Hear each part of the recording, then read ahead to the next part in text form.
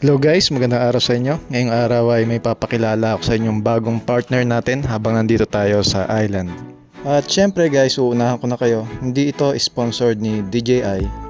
Ito ay bigay lamang ng isang kaibigan natin mula sa Saipan.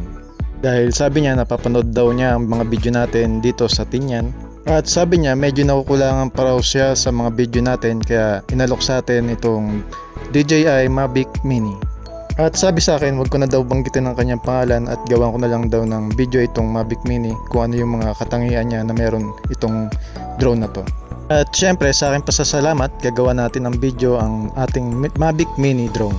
Sa totoo lang guys, di tayo marunong mag-review pero susubukan natin kung ano yung ating makakaya rito. At syempre, nag-research naman tayo sa Google pero siguro ang ating sasabihin na lang dito ay yung parang physical touch natin dito sa drone na to at yun ang aking sasabihin. Sa aking obserbasyon, mahabot siya ng hanggang 200 meter ang kanyang layo.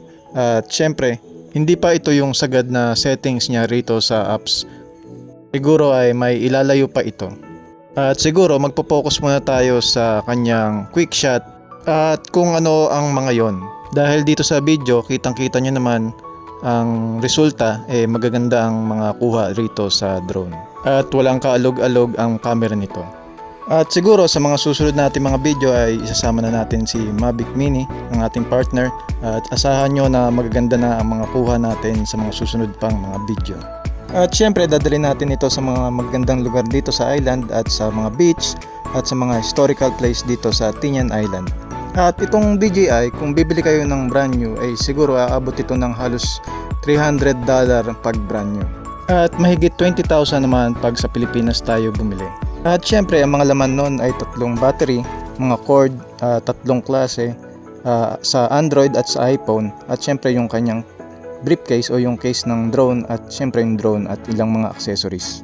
At dito makailang ulit akong nagpapalipad dito sa ating compound.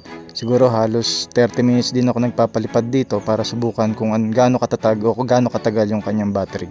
At yung battery na nandito sa akin ay tumatagal lamang ng 20 minutes. Pero kung bago itong battery ay baka tumagal pa ito ng higit sa 20 minutes. At syempre kung gagamitin nyo yung quick shot mode, graduhin nyo muna na nakalipad na yung drone.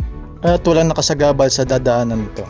At saka nyo gamitin kung anong klaseng mode ang gusto nyo. At ngayon pumunta na tayo sa quick shot mode at kung ano-ano ang mga ito.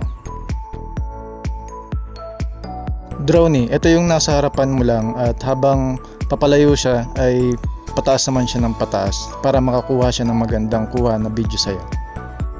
Rocket, ito yung nasa top view mo at habang tumataas siya ay nakakuha siya ng magandang video sa'yo na parang eagle eye. Ito rin ay isang magandang mode dito sa DJI Mavic.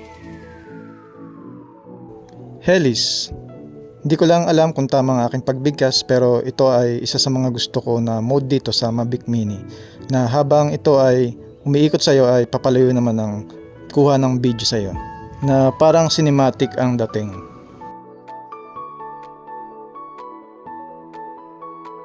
At syempre, circle, ito ay gustong gusto rin ng mga karamihan na dahil nakakuha sila ng magandang shot habang sila ay nasa isang beach o isang magagandang lugar dito sa island. At syempre, huwag nyo kakalimutan na lagyan ng SD card ang inyong drone para mag-record siya ng sarili niya at magamit yung mode.